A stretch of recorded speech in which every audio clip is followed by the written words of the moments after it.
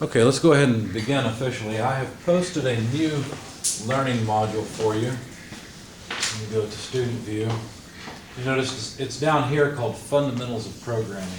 I know on Friday, the guys that can't attend this class at this time showed up and had the lab. They almost finished the lab you guys were working on, so I know everyone's pretty close.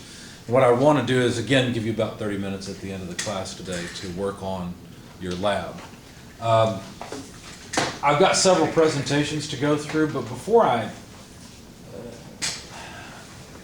it's fairly lengthy. I guess what I'll do is I'll jump in to a couple of these, and then when I see that you're getting sick and tired of hearing me talk, we'll watch a couple of videos to show you some of the stuff you can do with this, because it's not obvious how we go from what I'm talking about here to actually controlling a real system. But this is really the basis of all we were doing, the binary concept, the concept of dealing with ones and zeros. The computer sitting in front of you.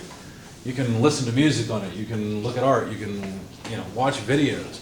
Yet it's all about ones and zeros, and that's what PLCs are about too. They all work based on ones and zeros, and you really have to understand this in order to work well with your PLC. Or your computer, really. One of the best things I think I ever did in high school, I was homeschooled, and that wasn't my choice, it was my parents' choice. For me, it worked out fairly well. My transition to college went very smoothly and wasn't a problem. I know some students struggle with that.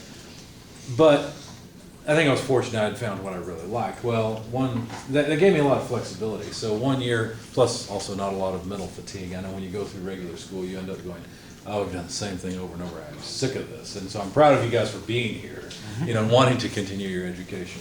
But anyway, one summer, I took the whole summer, and I decided I was going to learn to program in a language that would be decent, because I tried to program in BASIC on my Commodore 128. It was just so slow, it was painful.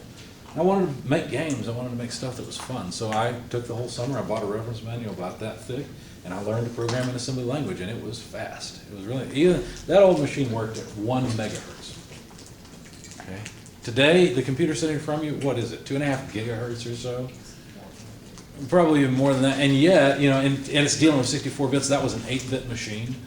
So it was terribly slow, but by comparison to a human being, it was incredibly fast. I wrote a small program, for example, just for testing, that would take a cursor and draw it on the screen, just draw it right in the middle of the screen. And the idea was when I pressed the joystick to the left, it would move the cursor to the left. And as long as it sensed that the joystick was pressed to the left, it would continue decrementing the cursor's position. Or if I pressed it to the right, it would increment. Well, I found that the program in assembly language was so fast, you would just tap the joystick and the cursor would fly to one side. And so and it just impressed me that actually the machine was running at a very high speed. So part of the reason I'm telling you this is if you get a PLC and you look at it, the specifications, you find that it only runs at 16 megahertz. Don't think, oh, this is a horrible piece of junk that no one would ever use. Actually, that's a fairly decent speed. Turns out an Arduino Uno actually runs at 16 megahertz, and you can do all kinds of interesting things with it. Anyways, it's all based on binary, and I was very glad I went through that little exercise and challenged myself. Oh, what did I challenge myself to do? I decided to write a Tetris, a public domain quality one you would give away. Version of Tetris, and I succeeded. And I learned so much during that process that's even helped me now. And the reason that it's helped me is because I really got a good dose of what it means to work with the ones and zeros in a computer. So I hope you'll appreciate this, even though it doesn't seem exactly related. So the concept is that we basically have numbers that are either on or off. And if you think about it, this is not all that strange. As a matter of fact, in the next week or two, I'll teach you how to count. You probably think you already know how, but I think I can teach you something about counting you may not know. Okay, so I'll leave that out there. But what if we only had 2 numbers and they were 0 and 1? You think about it, how many numbers do we have? Dealing with regular numbers, how many numbers do we have? Somebody said infinite. I disagree. I think it's a lot less than infinite. You can put them together and make an infinite number, but you can put zeros and ones together. So you're saying 10 then? 10 numbers. 10 numbers, and what are those numbers? 0 and 9. Exactly. We really only have 0 and 9. What if we restricted ourselves to 0 and 1? Could we count with 0 and 1? Turns out we can. Anyway, but we need some terminology. So the 1 or 0 can represent on or off, open or closed. Now typically open goes with 0 and closed goes with 1. Closed means you're passing power, which is a true or a high signal, you see. And so 1 typically actually goes with closed. I guess I should flip these around, closed or open. But anyway, if I say on or closed or true or high, I'm talking about a 1. If I say off or open or false or low, I'm talking about a 0. It's just a way of representing things. Now, a logic gate is just a circuit. You can buy logic gates, they're common. But if you think about the function of logic, what is it? Well, here's a logical AND. And I'll show you an AND chip here in just a second that you can buy. But basically, if you think about it, the high beam light in your car, when is it on? When is that output on? Well, it's when the light switch is on. In other words, you want your headlights on. And, it's a logical AND, the high beam switch is on. Does that make sense? You can think about it this way. There are certain conditions for starting your car. Number one might be that you own the car. Okay, that would be a nice condition. Another condition might be that you have the key in the ignition. So in other words, you have to own the car and have the key in the ignition before you start it. You see? Probably be a good idea also if the car is not in gear. So own the car and have the key in the ignition and car not be in gear or park or neutral, whatever type of car you have, and then you start. So there's all these and conditions that we naturally just understand and already execute that you may not think about, consciously. What about the dome light being on? Well, this is a logical or. If the passenger door switch is open or the driver door switch is open, then the dome light needs to come on. You would like the dome light to come on regardless of which door is open. Does that make sense? Because it's useful. So that's a logical or function, and these are so-called logical operators. You're already familiar with some mathematical operators. You're familiar with subtraction, addition, multiplication, division, and then you get to calculus, and they teach you integration and differentiation. Those are operators that are different operators than addition, subtraction, multiplication, division, right? Okay. So, anyway, there are other operators. One of them is and another one is or when we're dealing with zeros and ones. So let's see a little more detail about how we represent ands and ors and another logical operation called not. You'll notice that when we refer to and or not as functions or logical operations, we spell them out in all capital letters to make it very clear. If I say I want to talk about and or and not, this is not another and. This is just in addition to, it's a language and. But this and is a logical and so we capitalize them. Okay? So I'm talking about a function. So here's an AND gate. This is the electronic or schematic symbol for an AND gate. And basically the idea is that when input A is on and input B is on, then output Y will be on. That's what it means. It's pretty simple, right? It's kind of like if I have a true here and a true here, then the output is true. And so we can write what's called a truth table, whether or not the output is true. That's why it's a truth table. If A is off and B is off, then the output will be off. Another way of saying this is 0 and 0 equals 0. 0 and 1 equals 0. Now you might, at that point, your brain puts on the brakes, right? Wait a second. 0 and 1 is 1. Because 0 plus 1 is 1. Well, plus is not and. We're not talking about the operator addition. We're talking about the operator and, which is a logical operator. And the rule is both A and B must be on for the output to be on. Otherwise, the output is off. Why would you care? Well, it actually turns out you can do some really interesting things with AND gates and with OR gates. And I'll show you those in just a minute. And eventually, I'll show you how all of this relates together. So if we see a 0 and a 0, we get a 0, 0 and 1. We get 0, 1 and 0, we get 0. But 1 ANDed with 1 gives us 1. So an AND function is kind of like having two switches, A and B. You can think about these as inputs. Both switch A and switch B have to be on for the output light to be on. It's kind of what this is like. Okay? And that's the only time that the output comes on. Have you guys dealt with ANDing and ORing before, logical operations? What context? Building circuits, actually. Circuits? Yeah. Okay. Circuits. Okay. All right. An OR gate has a slightly different symbol. You'll notice that the back is rounded and we've got sort of point on the front. An OR gate operates almost opposite of an AND gate. Basically, if A or B is on, then the output's on. So A is not on, B is not on, so the output's not. But here we got B on, and here we got A on. So in either case, the output's on. And since either OR could be on, then the output is on in the final state where A and B are both true. So here's our combinations. 0, 0 is 0 or 0 is 0. 0 or 1 is 1. 1 or 0 is 1. And 1 or 1 is 1. So if either input is on, then the output's on. That's like a switch circuit where we have two switches, and either switch can be closed for the output or the light to be on. See? It's kind of like two switches connected in parallel instead of series.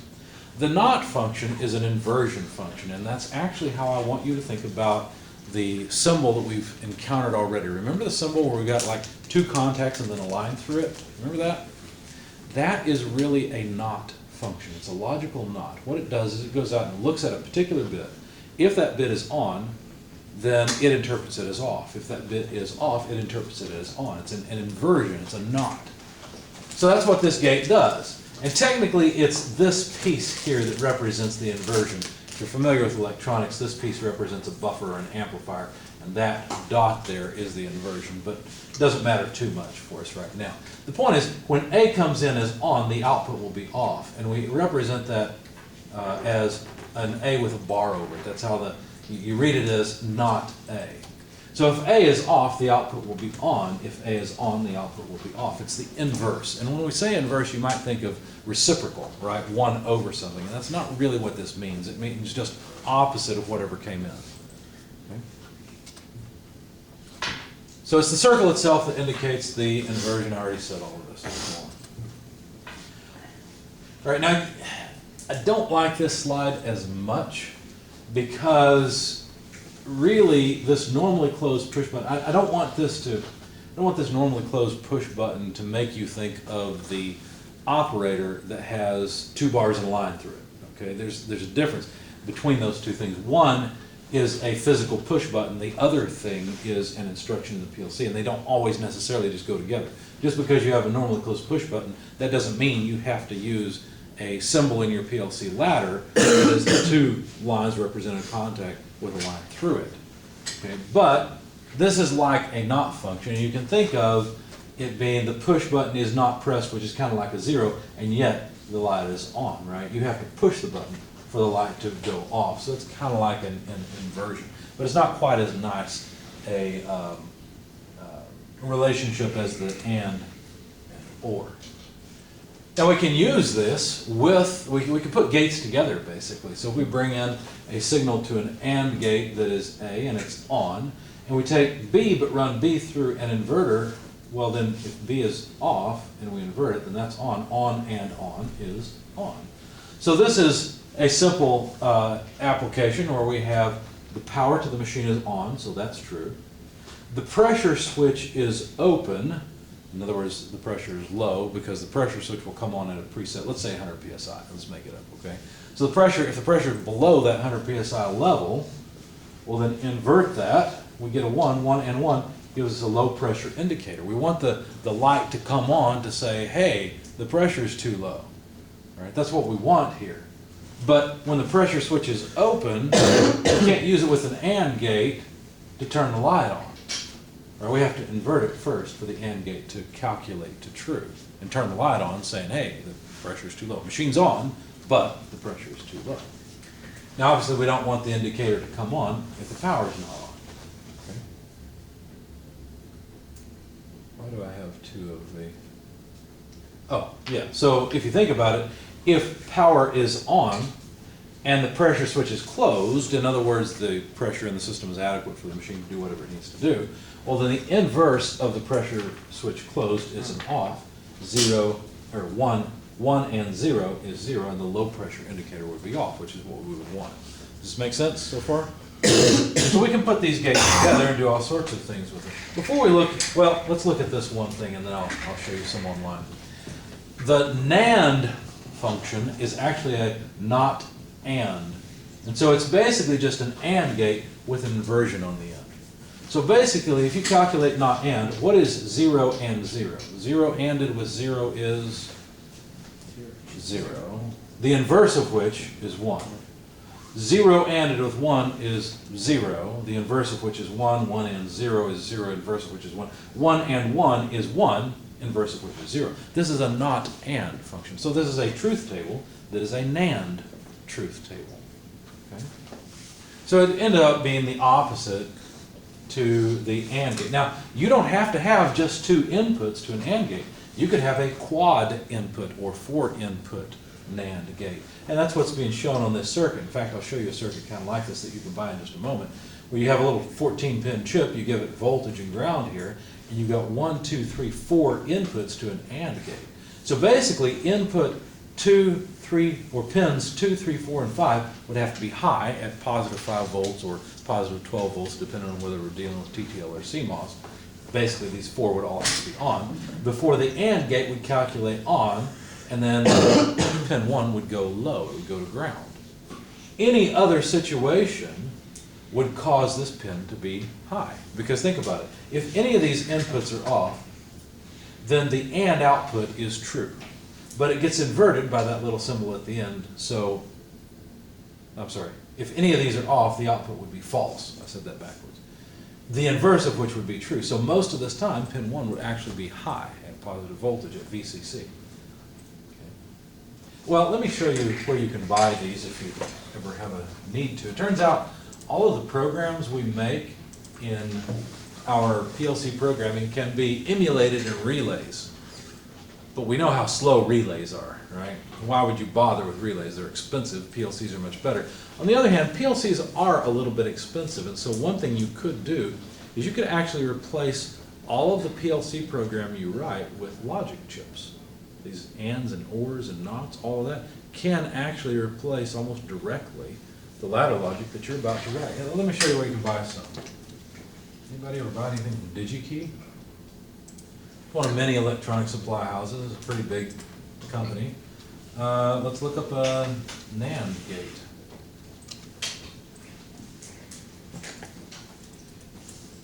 Little search for me. Logic gates and inverters. They only sell 4,146 items when we search for NAND gates, that's all. So there's tons of manufacturers that make these things. Logic top we're looking for is just, let's say, an NAND, or right here. That returns only 148 different ones. You can get them in surface mount. Times 25. Yeah. You can get them, let's see, they've got 12,000 available right now at 5.75 cents a piece. Minimum quantity though, you gotta buy 3,000 of these. So I hope you're planning to make a whole bunch of circuitry. For the one below, it's Yeah, we can get one, but then we 34 gotta pay 34 cents each for the same thing. Okay. The classic gates that I'm used to are not these surface mount types, but through hole. So if we look, they've probably got through hole in here somewhere. Probably obsolete or discounted now. They're becoming less and less common. I don't see it. It doesn't matter too much, but number of circuits, give me 4. That would be a quad. Oh, I'm wrong. I miscounted. There were 148 pages of parts. Now we're down to only 1,780 parts. That's all. Okay, so something like this. IC NAND gate 4-channel, 2 input. Let's look at the data sheet on this so you can see what this looks like. This is made by TI, which is Texas Instruments. Here's the logic diagram, which you now understand. This is a NAND gate with 2 inputs. We look at the pinout. A lot of times they'll have a schematic to illustrate it, but there's 1A and 1B. These both would be inputs, and then there's the output, 1Y. 2A, 2B are 2 inputs to another separate gate. Here's the output. There's 2 more gates on the other side. Let's see, they should have a schematic representation of this somewhere.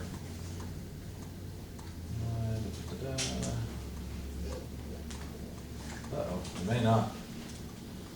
I need to look at my data sheets before I come to class, I guess. Oh, here's the through-hole version.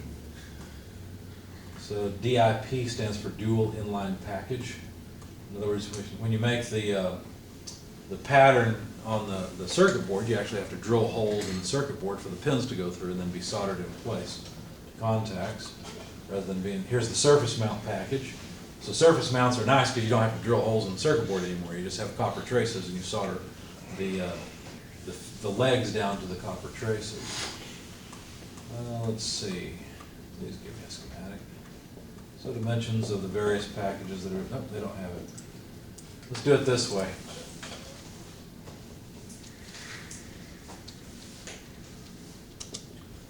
We'll just ask Google for it. Yeah, there we go. 7400 is a classic chip. And it's a quad, in other words, 4 2-input NAND gates. You can see how they're wired here. So you got input, pin 1 and 2 are inputs to the first gate, and the output is pin 3 and so on. That's the same pattern we saw for the surface mount chip. Same thing, different drawing. But these are quad NAND. Now wait a second, looks like this is backwards. See how the output is on pin 4, whereas here the output is on pin 6 instead of pin 4. And the chip we were looking at, the outputs were on pins 3, 6, 8, and 11 if I remember right. But anyway, you can buy these chips and they're not all that expensive, so you can use them to do all kinds of interesting things. There are things called flip-flops, where you just basically use 2 of the NAND gates, and you end up making essentially a memory bit, where you can remember something. Now, we can do that in PLC language also in ladder logic. We'll do it quite frequently. In fact, that lab that I had you guys start working on last week, you were supposed to make a start-stop circuit in the PLC. I added something to it because I was talking to Tom Lucas about it, and we said, you know, we ought to make them do something in the lab and then extend it a little bit farther. And there's reasons behind that for what we want you to learn. I'm not going to make you go back and redo the first lab, but I've changed the first lab now. So future versions of this class will have to do even more. We thought, you know, it makes sense to add a so-called jog function. So you have your stop button, right? You press start. Imagine that means the motor comes on and is just running. And you press the stop button, it stops. The relay, you know, no longer seals in, and the motor stops. Well, what if you wanted, as a human being, to be able to just push a button and hold that button down and make the motor move and then release it and stop? That's a very common function. Very common need. And so this lab you guys were working on, the way I presented it, you're going to have to do a little bit more. It's not a huge extension, but you're going to have to add one more switch to your PLC after you've succeeded in copying the first lab.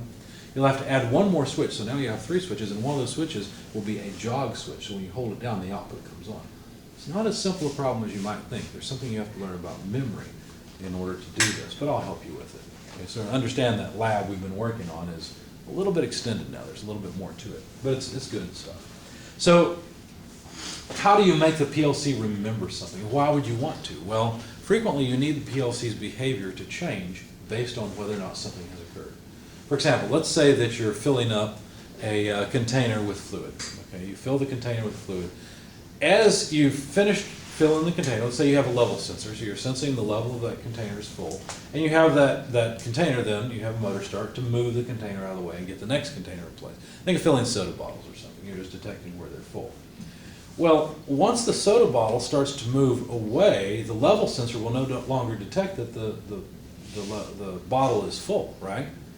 But if you still have a proximity sensor saying, hey, there's still a bottle in place, then to the PLC is, understand the PLC is blind, right? It can't see what you and I see. It doesn't, you know, it doesn't have artificial intelligence and interpret meaning of things. And so to it sees level is not true, bottle in place is true. Oh, I've got an empty bottle I need to fill. Well, not necessarily, right? It could be that we need to remember, oh, a bottle was filled, and until the bottle moves out of the way, in other words, the proximity sensor drops out and no longer senses that bottle in position, that's when we can forget that we got a full bottle. And now when we sense another bottle, it's likely an empty bottle that needs to be filled. If you understand that, great. If you don't, it's okay. The point is that often you need the PLC to remember that an event has occurred. In fact, the first 2 labs are memory labs, aren't they? What event is it that has occurred? And don't even think of the PLC. Think of the very first lab with the start-stop button and the relay. Okay? What event happened that you made a circuit to remember? The start button was pressed, right? That's what that means, right? You remember the start button was pressed. That's a way of looking at it. What does the stop button do? Unremembers. It forgets, right? It clears that memory. That's really what you did, okay? So that's a different function, obviously, than and, or, as well as not. but it's something that you have done.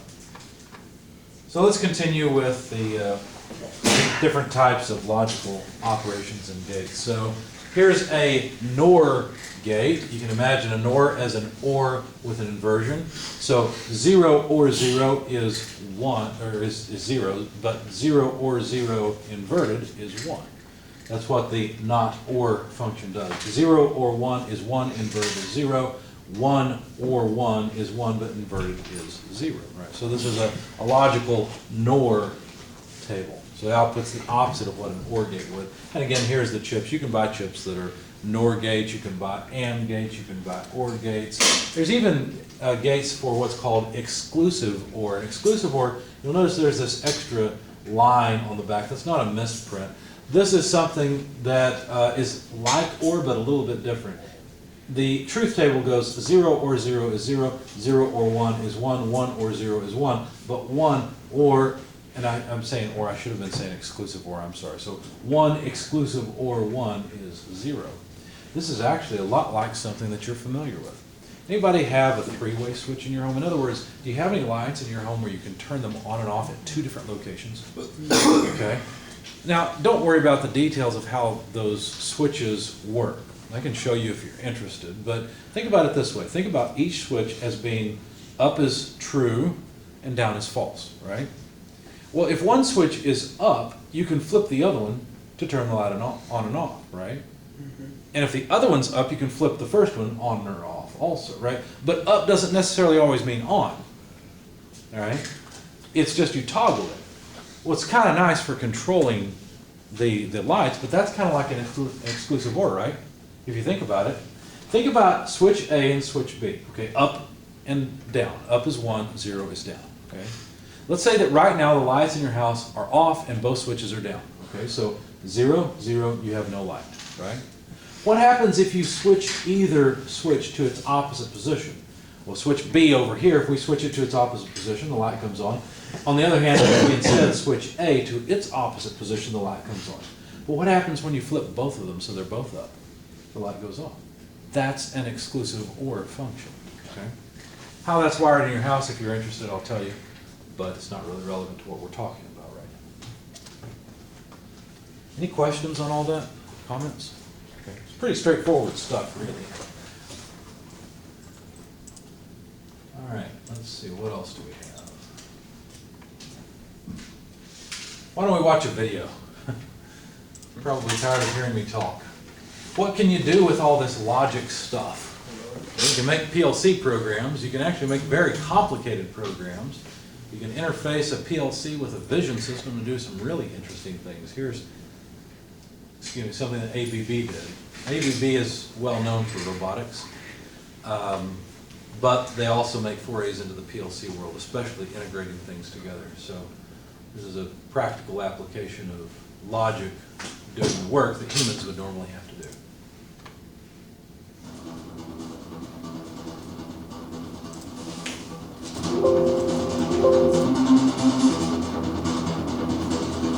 Yeah, I don't know who chose the music, but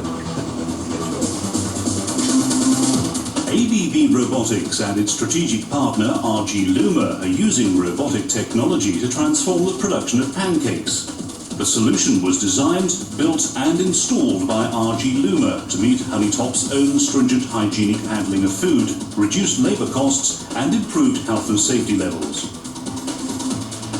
Honeytop's pancakes, once cooked, are placed onto a conveyor to help reduce the pancakes to room temperature. Before the pancakes reach the enclosure, a divider pushes the pancakes to either side of the central outfeed conveyor. Then operators manually check the pancakes for consistency. The pancakes are then fed into the robotic enclosure. The enclosure is split into 4 areas of operation and is comprised of 4 flex picker robots, all programming and control units, 1 central outfeed conveyor and 2 standard conveyors. The pancakes are then ready to be picked and stacked in selectable stack formations on the central outfeed conveyor. The overall system is capable of stacking in excess of 400 pancakes per minute, offering improved... Is it just me, or does that thing look like a spider? Cycle times of 20% and an increased payload of 50%. Complementing the flex pickers is ABB's Hitmaster 3.2 software, which helps monitor progress on the line and enables quick production changes from one product to another. That's ABB's own software. Okay. Yeah, they said it's basically their software for controlling the robot. Yeah. Integrated with